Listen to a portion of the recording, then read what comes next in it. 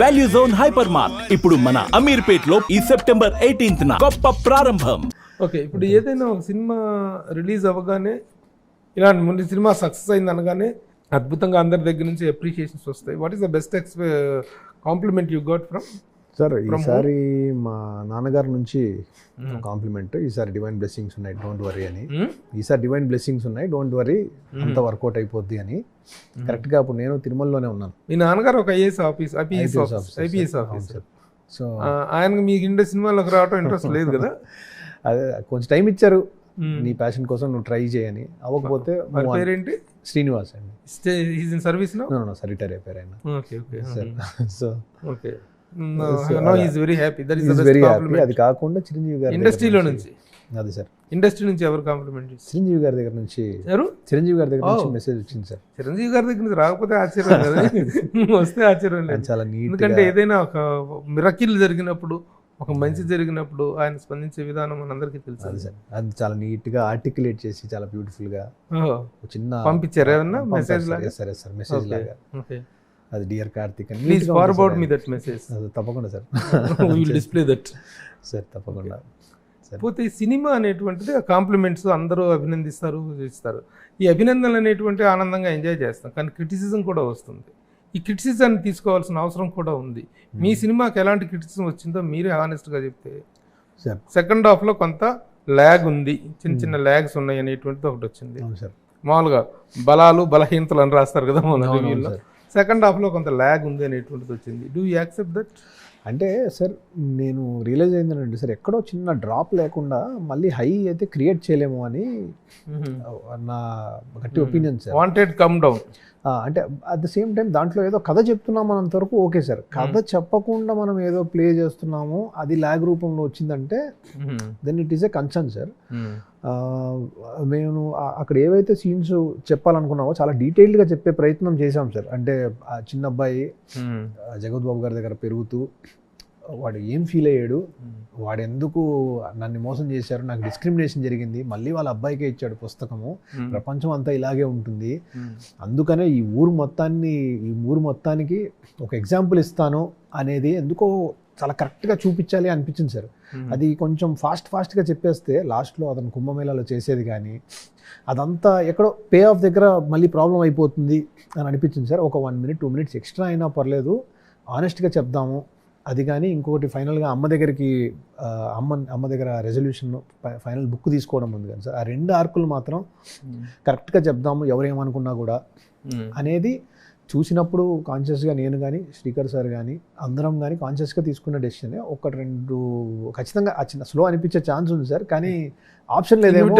Inevitable sir, అది ఉండాలి. తర్వాత మళ్ళీ హై ఫీల్ అవ్వాలి. It is all A process ఏమో. మరోవరు జగత్ బాబు గారి క్యారెక్టర్ విషయం ఒకటి మాట్లాడుతుంది. జగత్ బాబు గారు అంటే విలన్గా టర్న్ అయిన తర్వాత ఆయన రకరకాల విలనిజాలు, వెరీ క్రూయల్ విలనిజాలు చేశారు. చాలా దారుణమైన విలన్ క్యారెక్టర్ చేశారు ఆయన. అలాంటి వ్యక్తిని ఒక ధర్మ బోధకుడిగా, ఒక ధర్మ పరిరక్షకుడిగా చేయించాలి ఆయనతో క్యారెక్టర్ అనేటువంటి థాట్ కూడాను ఒక ఎక్స్పెరిమెంటే. అవును సార్. అది ఆయన ఏమన్నారు అసలు, ఆయన ఎట్లా థాట్లోకి వచ్చారు సార్? ఆయన నాకు జేబీ సార్ అంటే ఎప్పుడు ఒక స్పెషల్ ఇంట్రెస్ట్, ఆయనతో చేయాలి అని 2-3 సార్లు ముందు కూడా నేను ట్రై చేసేవాడిని. ఎప్పుడు కుదరలేదు సార్. ఫస్ట్ టైం నేను జేబీ సార్తో వర్క్ చేయడం, జగ్గు సార్తో ఫస్ట్ టైం పాయింట్ అంతా చెప్పినప్పుడు వర్కౌట్ అవుతుంది, కానీ నేను గెటప్ అంతా కన్విన్సింగ్గా చేయగలను అంటేనే చేస్తాను అన్నారు. అన్న తర్వాత పట్టుకొచ్చాం సార్ ఒక 4-5 స్కెచ్లు అన్నీ పట్టుకొని వచ్చాం ఆయన దగ్గరికి. సరే చూడండి, ఇది బాగుంది, ఇది బాగుంటుంది, ఇలా ఉంటుందని. అలా స్లోగా ఆయన ఓకే అయితే ట్రై చేద్దాం అని తెప్పించండి అని అన్ని ట్రై చేసి ఆయన కన్విన్స్ అయ్యాక చేసాం సార్. ఆయన ఒక్కసారి కన్విన్స్ అయిపోయిన తర్వాత ఒప్పుకుంటే తిరుగుండదు, ఒప్పుకునేదాకా మాత్రం ఆయన చెప్తారు ఆయన పెద్ద నస, ఒప్పుకునేదాకా పెద్ద నస, నేను తర్వాత యాక్సెప్ట్ లేదు సార్. అండ్ నసలో కూడా నస అనే దానికి లేదు, ఎందుకంటే ఆయన చెప్పే ప్రతిదీ it is making sense. It was making sense. So ఎప్పుడైతే ఆయన చూసుకొని పర్ఫెక్ట్గా ఉన్నాను అనుకున్నా, అక్కడ నుంచి నో క్వశ్చన్ సార్. ఆయన అలాగే డైరెక్టర్స్ యాక్టర్, ఆయన జయకుమార్ క్యారెక్టర్ కూడా చాలా బాగా చేశారు. జయకుమార్ కదా, జయరామ్ గారు సార్, జయరామ్ గారు వండర్ఫుల్. ఆ క్యారెక్టర్ని చాలా అద్భుతంగా డీల్ చేశారు మీరు. అంటే ఒక పెద్ద బాధ్యత తాలూకు ఔన్నత్యం, ఆ సెరెనిటీని ఆయనలో చూపించారు. ఆయనకి శ్రేయకి మధ్య జరిగే సీన్స్, ఈవెన్ అలాగే చిన్నప్పుడు వాడు మనోజ్ క్యారెక్టర్ ఆడ ఈ మధ్య ఆ కుర్రోడు పేరు కార్తికేయ సార్. కార్తికేయ దూచుకొచ్చేస్తున్నాడు, చాలా సినిమాల్లో ఉంటున్నాడు కుర్రోడు. వెరీ గుడ్, వెరీ ఓవరాల్గా ఇట్స్ ఆల్ గుడ్. చివరికి వస్తే విశ్వప్రసాద్ గారు దీనికి ముందు చాలా దెబ్బలు తిన్నారు. నాకు ఒక డబుల్ డిజిట్ పోగొట్టుకున్నానని చెప్పి మొన్న ఆయన ఒక ఇంటర్వ్యూలో చెప్పారు. అలాంటి ఒక ఇదిలో ఆ డబుల్ డిజిట్ అంటే ఆయనకున్నటువంటి వెల్త్లో double digit may not be మోరల్గా కూడా సఫర్ అవుతారు కదా అంత. More ever you are also in a moral suffering with 2 hours continuous failures. అవును సార్.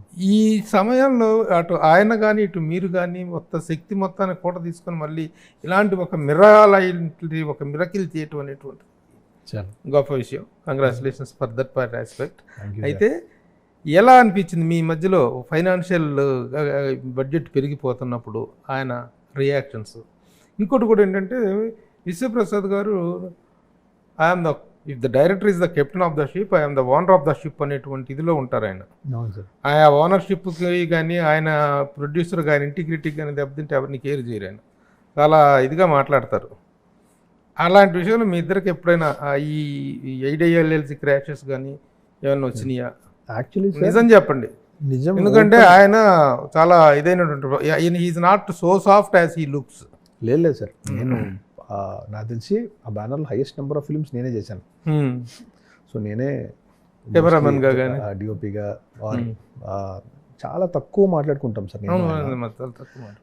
పెద్ద మాటలు ఏమి ఉండవు మా ఇద్దరి మధ్యలో. కానీ యాక్చువల్లీ ఒక విషయం చెప్పాల్సింది ఏంటంటే సార్, నా మీద చాలా నెగిటివ్ థింగ్స్ వచ్చినా కూడా నా దాకా రాకుండా ఆయన షీల్డ్లా నించున్నారు. ఎవరి దగ్గర నుంచి నెగిటివ్ వచ్చింది? ఎక్కడి నుంచి అయినా సార్. అంటే ఎందుకు వచ్చింది మీకు? అంటే అంతకుముందు ఫెయిల్ అయింది కాబట్టి, సినిమా ఫెయిల్ అయింది కాబట్టి, ఈగల్ ఫెయిల్ ఎఫెక్ట్ ఏదో ఒకటి మళ్ళీ అతన్ని ఎందుకు రిపీట్ చేస్తున్నారు, ఇంకా నంబర్ పెడుతున్నారు చూసుకోండి. ఇలాంటి ఒక కంప్లీట్ వచ్చినప్పుడు ఎప్పుడు ఆయన తీసుకున్నాడు తప్ప నా దాకా రానిలేదు సార్ ఆయన. అండ్ ఇంకోటి ఆయనకు కూడా ఏంటంటే క్వాలిటీ ఎప్పుడు 2 విషయాలు సార్. ఆయన ఏంటంటే క్రెడిబిలిటీ కొంత పోగొట్టుకున్నాం, పిచ్చి పిచ్చి ఎఫెక్ట్స్ రావడం వల్ల దేని వల్లనో. ఈసారి పోకూడదు, దానికోసం మీరు ఎంత ఎక్స్ట్రా టైం అయినా చేయండి. 2 సార్లు పోస్ట్పోన్ చేసాం sir cinema release. First date April వేసాం, దాని తర్వాత ఆగస్ట్ వేసాం, దాని తర్వాత సెప్టెంబర్ వేసాం. 2 సార్లు పోస్ట్పోన్ చేసాం. 2 సార్లు కూడా 1 minute డిస్కషన్ సార్ నాకు ఆయనకి. క్వాలిటీ టైం పడుతుందా అనగానే చేసేద్దాం అని. రెండోసారి అదే. So very simply he wanted this to happen sir. ఇంకో విషయం ఏంటంటే ఈ సినిమా నరేషన్ 20 minutes సార్ నేను ఆయనకి ఇచ్చింది. సార్ ఐడియా ఇలా ఉంటుంది స్పాన్, చాలా వరకు నాకు ఎలా తీయాలో తెలీదు, but I will try to find ways, achieve చేసే ప్రాసెస్లో నేను తప్పులు చేయొచ్చు అనగానే 100% ఆయన వెనకుండి. అసలు ఈగల్ లాంటి ఫెయిల్యూర్ తర్వాత మళ్ళీ ఆయన్ని అప్రోచ్ అవ్వాలనేటువంటిది ముందే స్టార్ట్ అయిపోయింది సార్. ఇది ముందే స్టార్ట్ అయిపోయింది. ఈగల్ కంటే ముందే సార్ ముందే స్టార్ట్ అయిపోయింది. కానీ ఈగల్ అయిపోయిన తర్వాత అనుకుంటే ఆపేయచ్చు. తేజు కానీ విశ్వ గారు కానీ వద్దు మనకు ఇక్కడతో దులిపేసుకుందాం అని అనుకుంటే వదిలించుకుందాం అనుకుంటే ఆపేసుకోవచ్చు సార్. బట్ వాళ్ళిద్దరూ ఆపలేదు, వాళ్ళిద్దరూ నాతోనే ఉన్నారు. ఏం కాదు అని నా మీద వచ్చిన ఏ నెగిటివ్ ఉన్నా కూడా వాళ్ళు షీల్డ్ చేశారు. సో నా దగ్గర రానిలేదు చాలా విషయాలు నాకు తర్వాత ఇప్పుడు వేరే వాళ్ళ రూపంలో తెలిసేవి. కానీ it is a miracle, this particular concept it's a miracle. అటు హీరోకి ఒక ఇది ఉంది, తనకు సక్సెస్లో ఉన్నాడు. ఇక్కడికి వచ్చి చూస్తేనేమో ఇక్కడ ఈయన ఫెయిల్యూర్లో ఉన్నారు, యువర్ ఇన్ ఫెయిల్యూర్. ఇలాంటి సమయంలో ఈ కాంబినేషన్ సెట్ అవటం, ఇంత కాన్ఫిడెంట్గా ముందుకు వెళ్ళటం అనేటువంటిది కూడా నేను అనుకోవడం, ముందు చేసిన సినిమాల్లో సిన్సియర్గా చేయడము ఏదో some quality would have reflected అంతే సార్. అండ్ కొంచెం దైవబలం. సుమన్ టీవీలో మీ పర్సనల్ అండ్ బిజినెస్ ప్రమోషన్స్ కోసం కింది నెంబర్కి కాంటాక్ట్ చేయండి.